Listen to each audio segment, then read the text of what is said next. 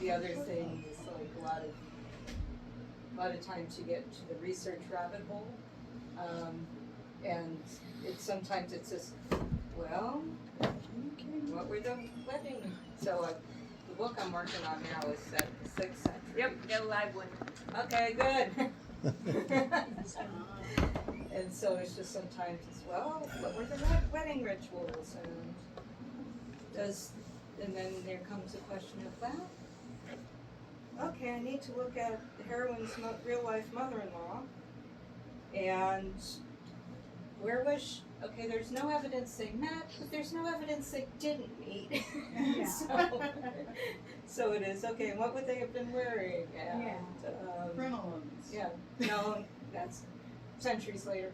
Oh. Or just, and then there's so much math that needs to go in, cause, okay, they're going from here to here, and let's see, how many, okay, I need to now look at the Roman roads to see where the Roman roads were at the time. Here's some more room. Yeah. Oh, no, this is fine. Comfy chairs in here. Okay. And then look at the Roman roads and how many miles a day, and then how much daylight, and oh yeah, they're gonna need to rest the horses for an hour.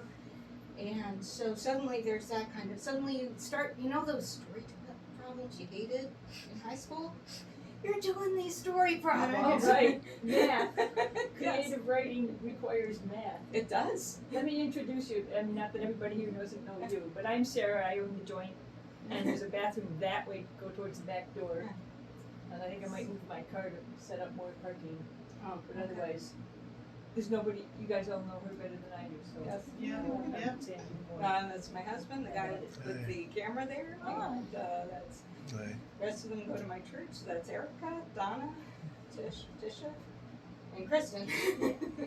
Now, I should say before I sign books, I am going to do this thing that might sound very obvious to you, but I'm going to make sure that I understand your first name correctly, that I'm spelling it right, because I'd rather kind of scribble it on a notepad and make sure I got it right than put something in a book that I'm hoping you'll keep. So, as y'all have heard me say, this is my latest book, Duchess of the New Dawn. And I have written 4 books. These are all standalone books. You can read them in any order that pleases you. They're all meant to stand alone as stories. There are similar characters in the first two novels, but again, they can just be enjoyed individually. In the timeline, this actually takes place earlier. It was just as I was researching novel number 3, which is about Charlemagne's 4th and most influential and most hated wife, Queen Fastrada, who was probably maligned. But I stumbled across this thing about Charlemagne's Aunt Triltrude that it's just a few lines in the Chronicle of Fredegar, and it said something to the effect of, after her father, Charles Martel, died, at the urging of her wicked stepmother, and that's translated as wicked stepmother, she fled and married the Duke of the Bavarians, here's the thing that really scandalizes the writer, without the permission of her brothers. Now, marriages at the time are about alliances between powerful families, and so my first thought when I read that was, she did what? Highborn ladies didn't elope. So, I just had to explore her story and what would compel her to do that. And like a lot of women who lived in 8th century Francia, we don't know a whole lot about the real person. So this is a very fictionalized treatment of there are a lot of historical characters, but because writers are, shall we say, more interested in propaganda for their boss than telling those of us in the 21st century what we really need to know, a lot of it's invented. So my elevator pitch would be to say this is about a Frankish princess who will risk everything to protect the people she loves. And this is at a time when her brothers are threatening to tear the realm apart. So I'll just give a little historical context on I use Francia rather than France because Francia encompassed part of today's France, part of today's Germany, part of today's Belgium, part of today's Holland, and a couple other countries. So that's just so that you're aware of it. And I'll go ahead and I'm going to actually get my copy because it's a little more used. And I want you all to have nice, clean versions. And the other thing I need to do is get reading glasses so that I'm not constantly trying to hold the book at just that right sweet spot. And yeah, I mean, I paid a fortune for these contacts, and the doc says I need to use cheaters on occasion. Hey, Julie, There's a nice chair right there. Yeah. Hey, it is. Church of Good Shepherd. Again. Good to see you. Yeah, thank you. First of all, thank you all for coming. I really appreciate it. Well, of course. And As soon as yeah, I'm done with my other two, I'll start reading one of these to Bird. yeah. So the thing with the reading glasses though is I can see the text. Can't really see faces when I look up. And coincidentally, this also opens on a hot summer day. In fact, Oh, fun. it's in Queersey, August 7:40. And I will also say this is divided into 3 parts, and part 1 is Escape. So Queersey, August 7:40. And I will just. Alright.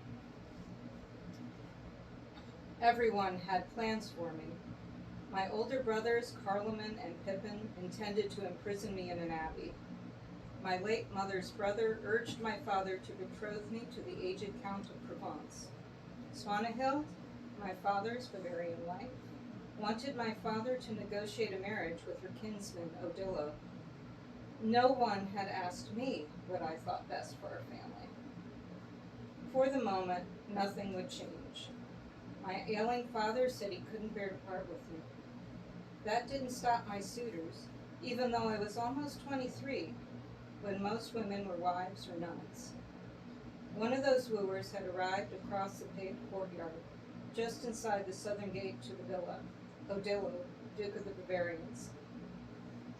Standing with Swanehild and my brother Grifo, I watched the small group against the backdrop of the wall of squared sandstone, the same material as the centennial Great Hall behind us. Swanehild had demanded her 14-year-old son and I accompany her to greet Odilo and his party. She had fussed over my appearance, complaining how my copper-colored hair and hazel eyes made me plain and that my height intimidated men. I had responded with a snort of derision to my fair, petite, always perfumed, always bejeweled stepmother. If my stature bothered a would-be husband seeking rights over me, I was glad to have something to unnerve him. No matter my appearance, men wanted to wed me because of my family. In defiance, I had chosen my plainest gown, as unadorned as the daughter of the mayor of the palace can have, and my cross, medal of St. Bathilde, and silver girdle was my only jewelry. I counted 10 men in the Bavarian party, 6 of them armed in armor, a churchman and 3 servants, and 3 pack horses, 5 mules, and 5 horses. The leader, tall and muscular, wore a red-plumed helmet, and was surrendering his sword to the villa's guards, as all guests did. Even if Odilo was Swanehild's kinsman, my father would never allow weapons anywhere near him or our family. Count Swigger must have moved quickly for them to travel so lightly, I said in a low voice. Grifo snickered. Swanehild frowned. Did she think I would marry a half-Alaman, half-Bavarian, driven out by the nobles he was supposed to rule, even if he was an Agololfing like her? Never you mind Swigger, Swanehild muttered. You are both to be gracious to our guest. Odilo removed his helmet and handed it to a manservant. Grooms from our house led his servants with their horses and carts toward the stables to our left and behind us at the back of the property. As he approached us, I noticed his light brown hair was wet with sweat. Even though it was mid-morning, Queersy's warm air was as moist as dew, and armor and its padding would make anyone hot. Oh, Mary, Mother of God. He was handsome, better looking than I had remembered. I had last seen him 11 years ago, and the women in the court had fawned over him. Although he was past 30 now, they would still seek his attention. I resolved not to be one of them, despite those chiseled features and striking sapphire eyes. Yet I found myself wishing I had followed Swanahild's advice to wear my rings, necklace, and garnet girdle with my embroidered midnight blue dress over vermilion underskirt. Besides Swanahild, I must have looked dull. Odillo addressed Swanahild in a melodious baritone. Illustrious maiden, I thank you for your hospitality. His accent was from Alemania, where he had grown up. And you, fair lady, must be Chiltrud. My kinswoman's letters do not begin to capture your beauty. It wasn't the first time a man had tried to flatter me, hoping to curry favor with my father. You are too kind, I said out of courtesy. Swanahild smiled and gave me a slight nod of approval. She gestured toward her son, fair-haired like her and already my height. Of course, you remember Grifo. I recognized your son as soon as I saw him, Odillo said. Your strapping lad has Agualfing blood. He will grow into a fine warrior. Grifo stood a bit straighter. He certainly will, and he will be an excellent mayor, Swanahild said. Odillo, you and your party are welcome to refresh yourselves in our baths, and then come to the table. After my time in a tub on the women's side of the bathhouse, I decided I would wear the midnight blue dress with the scarlet and yellow embroidery, and my best jewelry. I would slather on the imported sandalwood perfume and wear my hair in waves rather than braids. It would remind Odillo that I was the daughter of the most powerful man in Francia. So powerful, he could rule in the name of a dead king. It had nothing to do with increasing Odillo's ardor. Or so I told myself. That's chapter 1. That was fascinating. Okay. I loved it. So, any questions? Just comments. I love how you researched the history and wove that into your narrative, your plot, or whatever word you use for that. Yeah, plot. Definitely want to include as much history as you can without it seeming like a history lesson. Yeah. I love the descriptors of the time, you know, like the book. It really opens up my curiosity, you know, like that she's certainly an uncommon woman, you know, like feisty and I want to add to my comment that you're a very good reader. You know, like you modulate your and I want you to know that Michelle Obama got an Oscar prize for that. So hey. Oh gosh, yeah, it's pretty physically demanding to do that. The other thing is, one of these days I might try to find a way to bring it to audio, but it's significant expense, and also there's all the studio stuff of making sure the space is not full of echoes that make it sound hollow, and then just the little stumbles that one does, and then you have to redo it. So, I did. So I did practice to make sure it's understood. Yes. I love seeing you in person, and it reflects on the culture of the time, of the place. So there is so much about this time period that most modern readers like just have no concept really. So like, how do you prioritize? Okay, this is background that I have to work in, versus like, oh, it would be fun to tell people about this part of the research, but I don't have to for the story. Like, how do you make those decisions? Yeah, well, is it essential to the story is Uh-huh. the big thing. And that's really got to take priority because yes, you could expound on all these little things and there is one fun thing that I did get to work in. I don't know if I call it fun about a bishop killing someone who murdered his father. That's maybe not quite. It's an interesting. That's not how you would expect a bishop to act. I do have a blog and I do have a newsletter, and so sometimes I can at least say, well, I didn't have room for it here, or here's a little bit more on it, or here, let me just have this character who, again, very fictionalized, but still let him pick up the story and brag about how he got. And so sometimes you can work them in, but it above all has to be relevant to the story. Because the number one commandment of writing is thou shalt not bore the reader. Absolutely. And especially if you're trying to do fiction. It's got to be first entertaining, and so yeah, there are definitely a lot of liberties taken.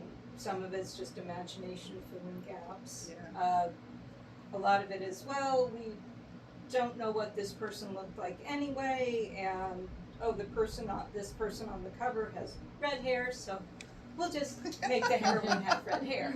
Right. So there is that, but yeah, to me, it's always kind of the story that needs to come first. What are some of the biggest misconceptions that people have about that era of history? To the extent that people think about it at all, which is not. Yeah, well, I came in not knowing Uh-huh. much. I heard a legend, and then I kind of did this very deep dive into the rabbit hole. That's what inspired The Cross and the Dragon. I'll say a fun one and then maybe get a little more broad, but in school we're told, oh, they didn't bathe. They did. Yeah, they did. They did, yes. Now, I should say, we know that aristocrats bathe once a week, or that was bath day. Now that's not as often as most Americans, but more often than, and we don't really, it's not really written down for, say, the more common level, how often, but it wasn't quite because I was told by teachers, maybe middle school, high school, oh no, they and I thought, oh, as I'm getting ready, I just need to know if they noticed how bad they smelled. And no, they did bathe. And actually not bathing was a form of penance, the way fasting is a form of penance. This thing that makes you feel good. So there were some people who didn't bathe as they were on a pilgrimage, they were doing penance because a lot of crimes they didn't really have a prison system. So the way that people repaid their debt to society, the justice could be quite brutal. That there's talk of missing limbs and slit noses and eyes and things like that, but there's also pilgrimages when I think I came across a couple of twins or a couple of brothers maybe, who killed their uncle, and so they had to wear chains and not bathe until they were on these pilgrimages until the chains fell off. And pilgrimages were not fun.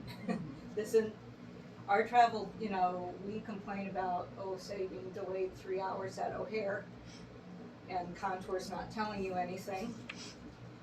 But that's really very, very minor compared to having to travel and, you might have faced bandits.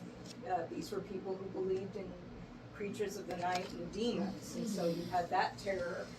The food was bad. You might have to camp out for the night. No way to predict the weather, so you could get rained on, or probably typically travel would have been not during winter. Although I'm sure there were some travels during winter. So it's those factors too. Then you would lose digits to frostbite. I think that's why a lot of people did not travel during winter if they could at all avoid it. And with the story problems I was talking about earlier, well, you going by foot, you going by cart, you going by horse, are you changing horses? So yeah, all of a sudden all this math that you didn't think you really had to know, you do have to know. But I think also another misconception I would say is people look at the time, oh, they were barbarians, and therefore someone was surprised that, yeah, they had art. They had murals, they had tapestries.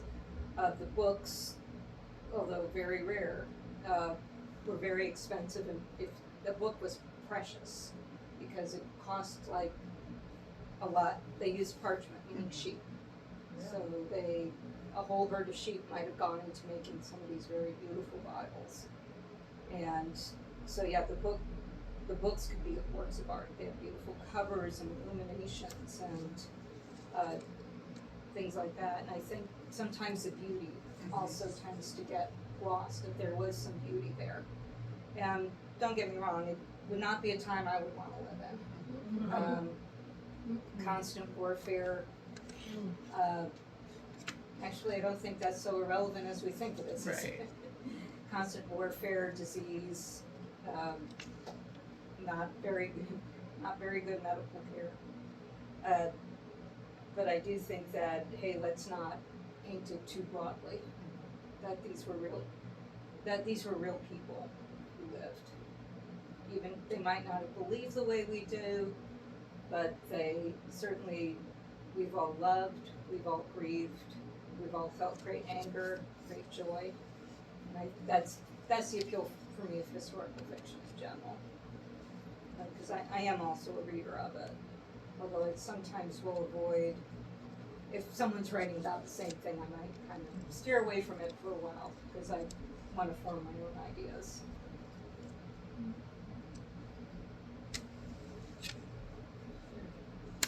Anything else you'd like to know?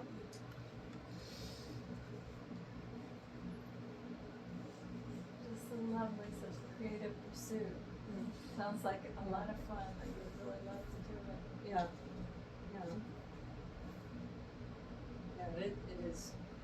It is a lot of fun just to get that, even the dives into the research hole, which can be both fun and frustrating. Though the answer is not always, that's the thing, although I will say with AI, it might cut down on it a tad if I suspect that. Hello. Hi. There are a couple chairs up here. Oh, I'll take one of the nice soft ones. All three of these have cushions. Are we church? What? Kim's preaching. Yeah, I'm preaching about historical fiction. And for the latecomers here, I've written 4 novels set in the 8th century. Yeah. So it's not a series. They're all in other words, they're all standalone. They can be read in any order that you please. There are similar characters in the first 2. But again, you don't have to have read one to understand what's happening in the other. So, You said you wrote these? These are in the 8th century? yes. Yeah. You wrote them in the 8th century? You mean they're like 1,300 years old or something? That's why they're so Characters accurate. She has a time turner. Well, a lot of stuff is not known. I mean, the writers of the time, the annalists, ANNALIS, they wrote those who wrote the annals. First of all, they were not objective observers, and they only wrote down what was important to them. So, What was important to them? yeah, well, actually, their boss. They want to please the boss. So, Yeah. the people who wrote the first set To of take this. It's from Brazil. Oh, goodness. Oh, yeah, it's always. So it's very interesting that the first set of Royal Frankish annals did not include things like the disaster at Roncevaux, where it became famous later on as the Song of Roland, as I think a glorious defeat, but at the time it was a disaster.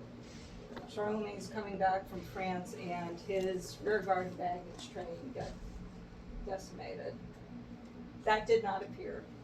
The fact that Charlemagne's eldest son rebelled against him did not appear in that. Now the revisers, after he's dead, they are eagerly writing him, or Einhard actually is I guess I'll just call him 8th century biographer who knew him, but then after he's dead and therefore can't protest, then he's writing about this a bit more sort of honestly. Again, Einhard's trying to please his patron, so you always have to, all of these you have to take with a bit of something of a grain of salt. But no, they're not going to say generally. Now Einhard's good because he does talk about what Charlemagne wore, but a lot of times these folks aren't saying what they were wearing or what their choice of clothes was or what what they like to eat. Now, as I said, Einhard's a bit of an exception because he does say some of that. But like those daily life type things, or how long it took to get from one place to another. And so that's part of, when I was talking about story problems, part of it was I needed to make the travel times realistic. So, they can't just go from point A to point B in a half hour, which might be, well, there's some things where, I looked up one where, yeah, this would be a long drive, 17 hours, but would be a 2-month, might be a 2-month thing if they're not really that much in a hurry. This is the work in progress, and I might refine that, but I kind of I just need a rough idea of how long this would take if people are negotiating in these two very different lands. Wasn't like us, you hop in the car in 30 minutes, you're there. So. No. Was not quite like that at all. No, it was transportation was horse and cart. horse, cart, by foot. By river if possible. Sometimes by river. Now you could speak, if you had money and you were willing to spare no expense, you could change horses. And that actually does speed things up, because horses, this city girl learned, okay, how fast do horses go, and then they have to rest. If you're riding them all day, they need to rest maybe about an hour in the middle of that. So that's the other thing too, it's like, well, it's kind of like, gassing up the car actually takes much less time than that, but you gotta let them rest. So that's, as I said, I did a lot of those story problems because they always seem to be traveling. And yeah, I mean, for an army, it might go 12 to 15 miles a day because there's also oxen, and they're the ones you use for the very heavy loads. Let's not forget the burros. Yeah, well, mules. Okay. Although interestingly, one thing, as I'm looking at the 6th century donkeys were not quite so, were not part of that. Oh, so they dropped the donkey. That part of Europe. Now, by 8th century, apparently they've been reintroduced, or so I hope, because I do have a bunch of people using mules. So, so I'm hoping, but yeah, as I said, maybe it's just my glutton for punishment, because my current work of progress is 6th century, and even less is known of a lot of these people, and a lot of it is, this one guy, this one gossipy guy, who maybe didn't let the facts get in the way, is writing down a lot of what we know today about what happened in the 6th century. We're going to be copious. Gregory of Tours. All going to be copious, okay. And he puts words in people's mouths. And I'm like, you weren't there, so how do you know what was said? And I mean, because there's one very heinous thing that happened to some princes in the 6th century. I might allude to it in my work in progress, but it happens before that story opens. It's pretty well known. It's fairly well known, I should say, which is that trying to see if I can do this without getting too far in the weeds. Again, this is work in progress, where we have, Clovis dies, 511. His four sons get it. His wife tells her 3 sons to avenge her against her uncle, and one of them dies in battle, and so she takes in her eldest son's boys, and the other 2 are dividing the land, and the other 2 of her sons want to keep the land, and so they murder the nephews. Of course. And, Typical behavior. well, Kind of. you know, this is when I'm wondering, did this really happen? Because we really only have one guy who's written it down. And he does it and he gets into quite a bit of detail with it. I mean, you know, this thing that, So lots of embellishments. yeah, I mean, it could have happened. it probably, as I said, this Gregory of Tours kind of, it might have been a story he heard and he wrote down. And while he's writing it down, he's going to, in his best, you know, kind of do what a historical novelist does. And so that's one of those where I think, well, I mean, no one really, it could have happened that way. I'm not, but maybe it's just this part of me that thinks, oh my gosh, these two grown men murdered children and got away with it. And that is a very hard thing to swallow. Fortunately, he's not my hero. He is my villain from Central Casting, I swear. Yeah, he will be in book number 5. He will be the antagonist. So as I said, but that's just one of the things as you're reading this and you're thinking, well, I think the other accounts probably just copied him.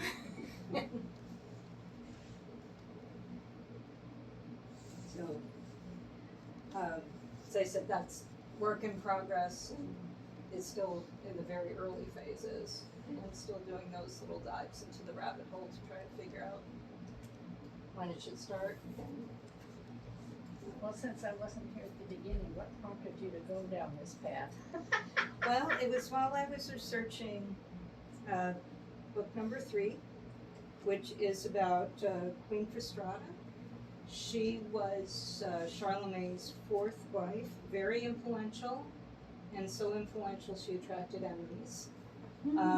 Einhard actually blames her for causing the eldest son's rebellion against dad. He said cruelty of Queen Fastrada. He's kind of ignoring the fact that Charlemagne had his first wife, and I think she was a wife, not a concubine. And she probably had reason to be quite bitter about what happened. The son probably had reason to be quite bitter about being cut out of the succession. So I take the approach that Fastrada was maligned. This is one of those where it's a choice an author makes. Someone could portray her as a complete harpy, and who knows which one of us is truly accurate. But while I was researching this, I came across a couple of lines in the Chronicle of Fredegar, and this is about Charlemagne's aunt. And he says, you know, first the Chronicle talks about her dad, Charles Martel, famous mayor of the palace, best known for his defeat of the Arabs at Tours or Poitiers, I can't remember which one, probably Tours. Although this story takes place years after that, when he's much, much older. But, as I said, Charles Martel died in 741. And I might not be getting the words exact, but the author of the continuation of Fredegar says, at the urging of her wicked stepmother, and that's how it's translated, that's how it reads, she, with the help of friends, fled and married Odilo, the Duke of the Bavarians, and this next part is what had the author completely scandalized, without the permission of her brothers. Yes. Yeah, well, you have to realize, taking a bride without the permission of her family, and it's a thing, apparently her wishes aren't quite relevant here, but if it's against her family's wishes, then the family could claim raptus, which pretty much equates a consensual elopement with rape. And they would have a grievance. And so, yeah, the brothers-in-law they went to war later, literally.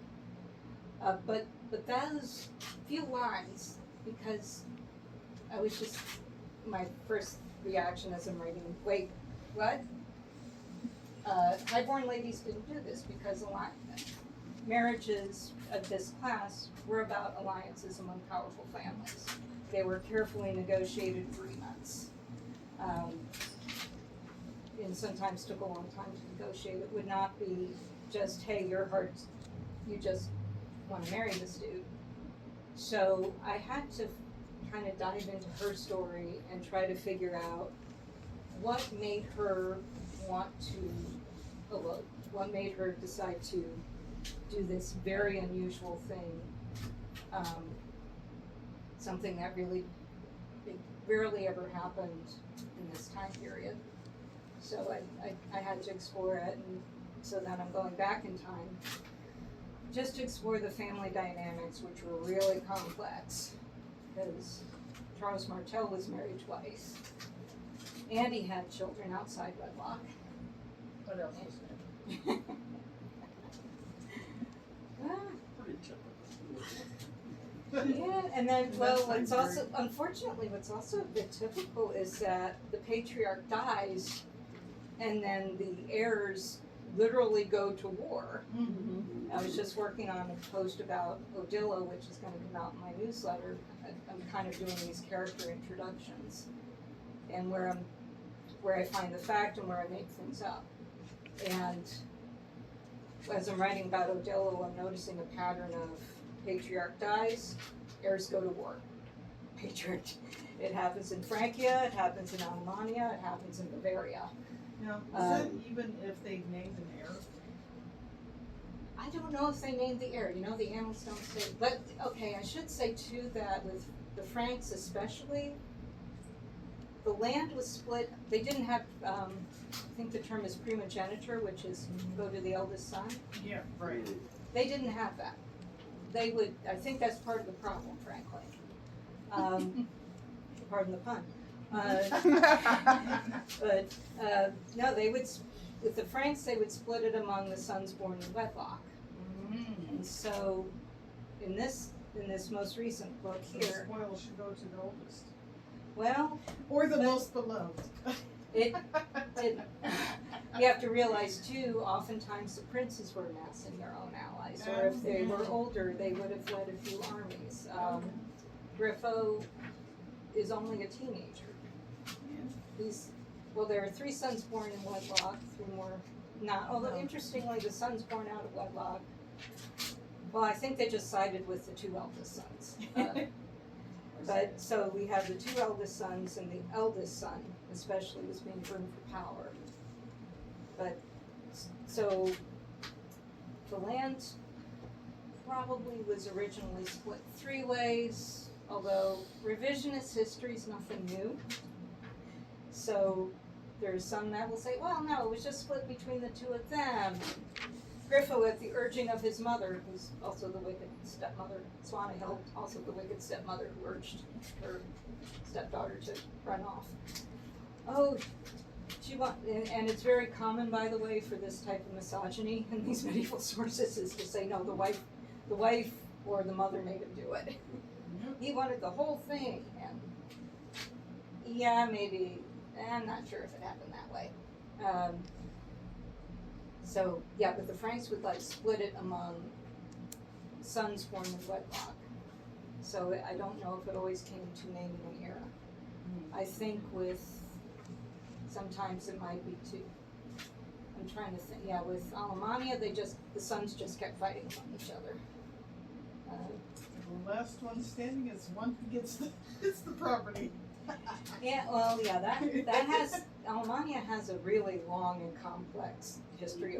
I mean, Odillo's, if Odillo was the son of the Duke of Alemannia, we don't know for sure, but if he was, the Alemannians were even more dysfunctional than the Franks. Because brothers literally were at war with each other, and Kim, where do you do your research? I mean, this is ancient stuff, it's not like online, is it? well, the scholarly works are online. A lot of the primary sources have been put online. And if you have an older translation that's public domain, that often is put online. Like in Now- Project Gutenberg or places like that. Mhm. Gutenberg, archive.org. For a lot of this, I worked at a university, so I had access to the university libraries. And so there are a lot of lovely scholars who dive into this obscure stuff. You still have access to Morris Library, don't you? I would have, at some point, my husband and I'll probably pay for library cards. I did not work long enough at SIU to officially retire from that. I retired in the sense that I was leaving the university and not going to be seeking another job. But so it was a technically voluntary resignation, which means, I could go into Morris Library, I could look, I imagine they'll let anybody look at the books.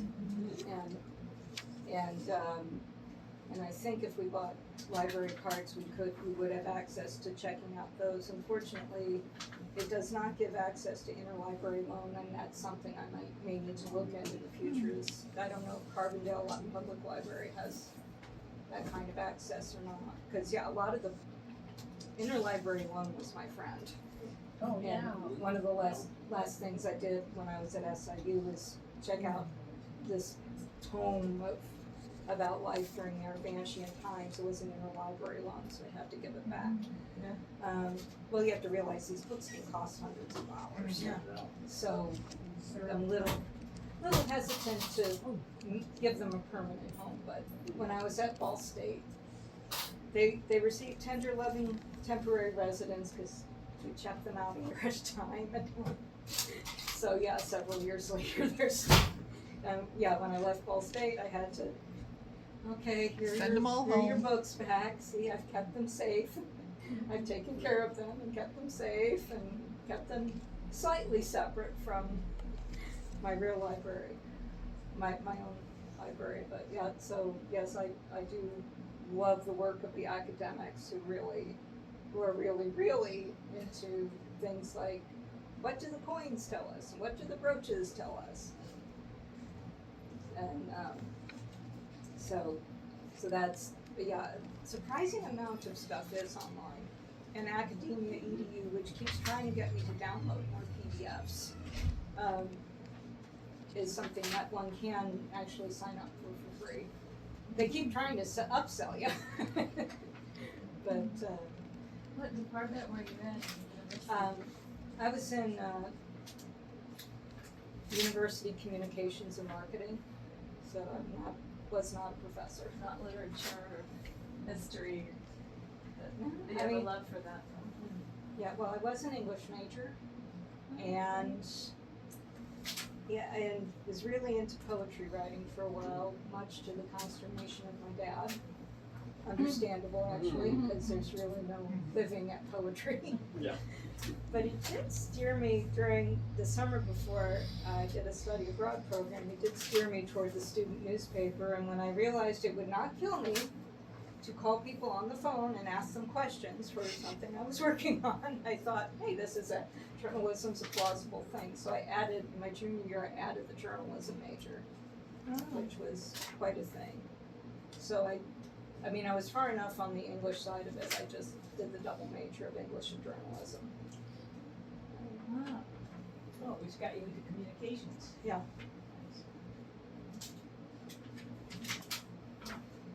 And got you into your love of writing. Yeah, well, I majored in English because I was liking creativity and writing and things like that. I will say, interestingly,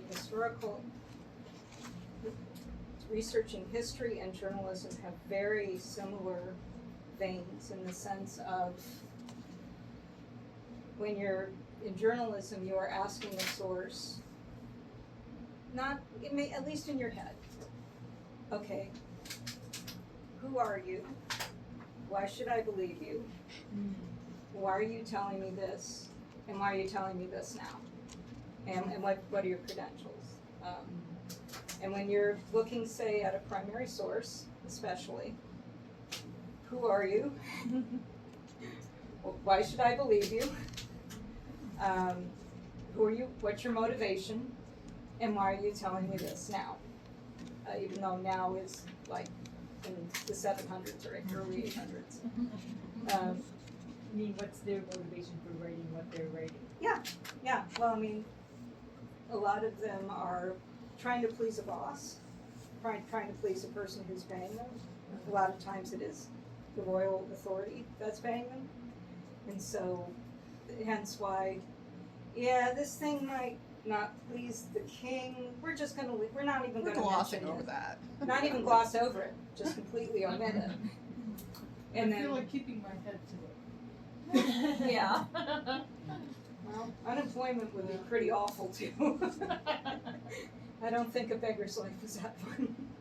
But yeah, I'd rather not make this guy angry. Yeah, make this powerful person angry. So yeah, I think that's why Charlemagne's failures come out after he died, is when somebody wrote it down. You mentioned this, that this all sounds so familiar about what's happening today with humans. Yes. Yeah. Yeah, that's the thing that, yeah, and if you read a good piece of historical fiction, even something set a long time ago, it's like, wow. There's Wow. nothing new. Yeah. Well, or, hey, we've been through this before, and we've managed to get through it, and we humans have been through this before. And I think the comfort is, we've made it through this before, we can make it through it again. Maybe we don't know how. You know what? They didn't know how either. Oh, I love that. That's so And great. perhaps we don't like the know-how.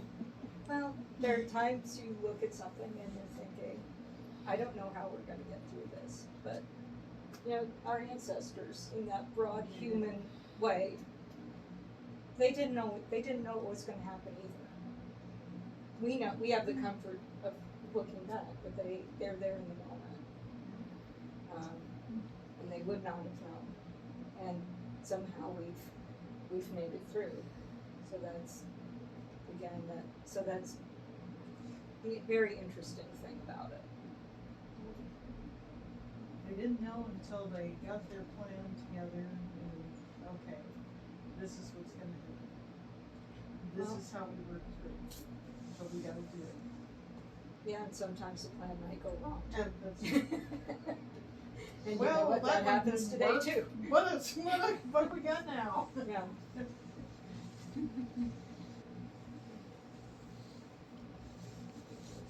Any other questions, comments? Since I came in late, what's the name of the first book in your series then? Well, the first in the series, my gateway, is Crossing the Dragon. This was inspired by Okay. The Legend of Roland Spoken. It's not a series. It is not a series.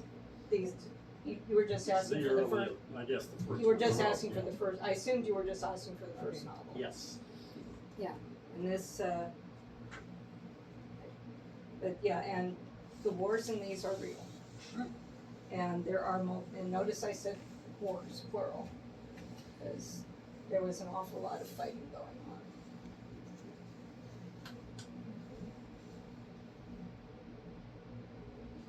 Yeah, I mean, this, again, these can be read in any order. When has there not been war since the existence of humans? Yeah. Although it's interesting, when my dad read the second book, he asked if the wars were real. Yes, that part's real, the wars. And it's usually in the, yeah, we slaughtered them. And they often use the term slaughter. And you're thinking, oh, you mean that Norway, don't you? This isn't like some braggadocio after a game.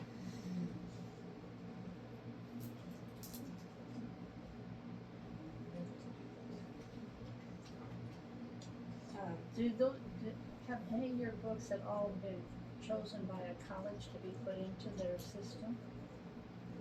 Not that I'm aware of. I may have to, Oh. since she doesn't have anything to do Oh. with that part of it.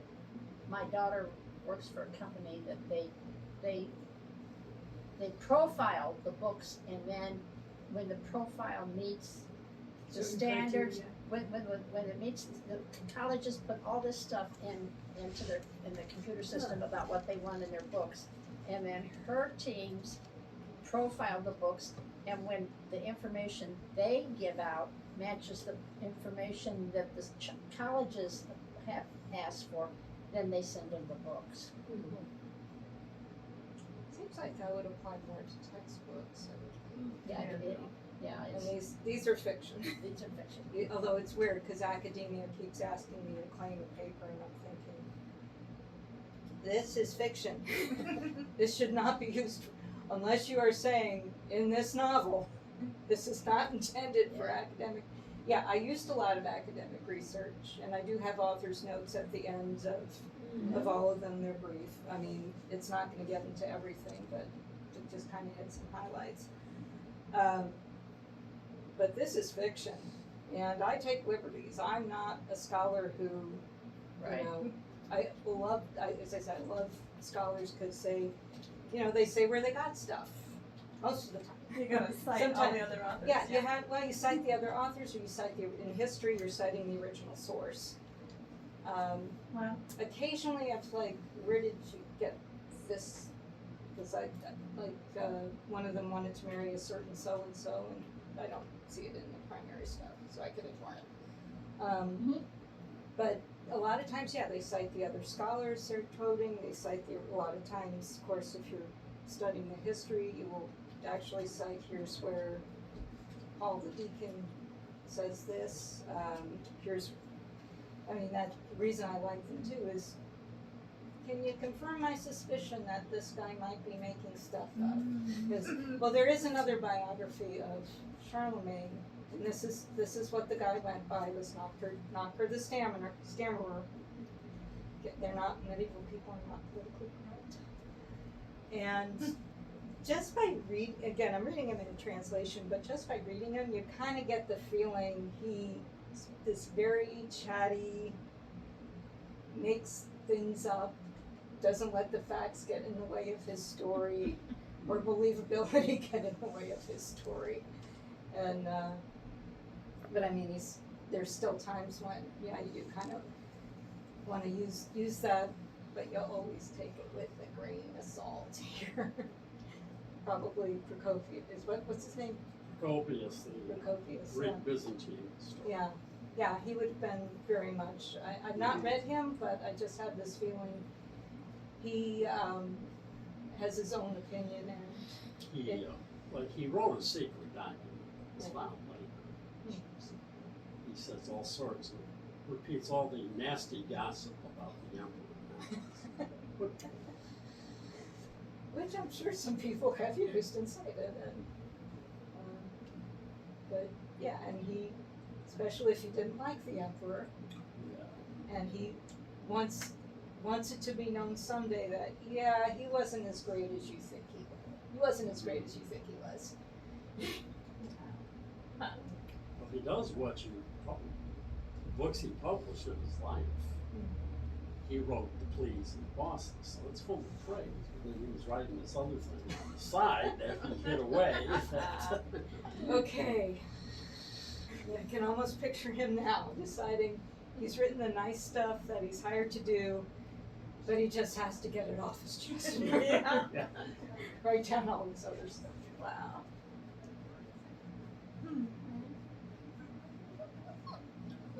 I never worried about that in citing evidence for my papers. They might have been making it up. Yeah, well, yours is probably, social work, I think, is probably a bit more scientific and research based. Hope so, yeah. Hopefully. And not just, yeah, but I'm thinking, and I'm sure, I'm thinking historians would know that even though sometimes I'm like, you're acting like it's, but I guess you can't really keep saying, yeah, we are to believe this. And hagiographies are another source where they're stories, first and foremost, stories of faith, but some history might be woven into it. But you always have to keep in mind that this is a story of faith, and they may employ what's called pious fiction. Oh, pious fiction. Pious You didn't hear about that? I've heard it from Catholic sources. It's called I have Lord. had little to do with them since I was in high school. I was raised Catholic, I haven't heard it either, so. Really? Yep. I swear I came across that in a Catholic source. Well, I'm sure you did, but not with the Dominicans. Oh. So that's when they're making it up. Well, they don't exactly tell you if they're making stuff up or not. In the hagiography, you have to take as this is a story of faith, but there might be some factual information woven in. And the character in my work in progress, this is someone who was later on declared a saint. And so, what's interesting about her is that there are 2 hagiographies written about her. And she also appears in Gregory's History of the Franks. And so she's written about more than a lot of other people, women especially, at the time. But yes, when reading her hagiographies, there is also the, okay, remember, this is a story of faith, first and foremost. And sometimes you decide to use stuff, and there are also legends that have sprung up around her. So sometimes it's, I'm going to use this because it's good for the story. And look, I say it's fiction. Yeah. It's called fiction for a reason. Except the wars are not real. Hmm? The wars and them are real. Yes. Everything else is fabricated. A lot of people learn their history through the historical fiction section. It makes it much easier to learn, more fun. Oh I like to read the real Yeah. thing, blood, guts, and all. Well, you're telling a human story. That's what historical fiction. The thing with history, it tells you what happened. With historical fiction, you get inside somebody's head, and you can you imagine what were their thoughts, what were their emotions, what made them do what they did. You can get inside more than one person's head. Yeah. With a biography, you can get inside one person's head, but that's kind of it. Yeah, but it's usually even from the outside, looking Right. at. Yeah. Well, I have to get going, but I will buy a book from you at another point. okay, they're available Bye-bye. here. Yeah. Yes, that brings me, yes, we have, let's see, Sarah has a few copies on the desk. There's a display copy and there's a copy in historical fiction. And then all of these, and I If bought you- mine a long time yes, I know. Yeah, you can And- catch up on the previous ones. And previous ones, handful of these, so if you'd like this for your collection, after you've settled with Sarah at the register, I'll be happy to sign it. Nice. Or, of course, you've already got yours, so I'll sign it. As I said, and again, just for those who came in a little later, I'm going to do the obvious and make sure I spell your name right, and write it on a piece of paper so that I'm not misspelling it in one of your, in a book. So, even if you think, Kim, you should know by now. Let's just say a lot of people get. I can't keep listeners. spelling all my siblings' names after all these years, you know, it's like I have to go back to the book and say, how do they spell their name? Debbie, I-E, or Y, that's mine. Mine is the 2 Sandys. I have two sister-in-laws who are Sandy, and then I always have to go back and check which ago. One one. with a Y, one with an I. So it's like, it's crazy. That's confusing. Especially if you send one with an I to one with Y.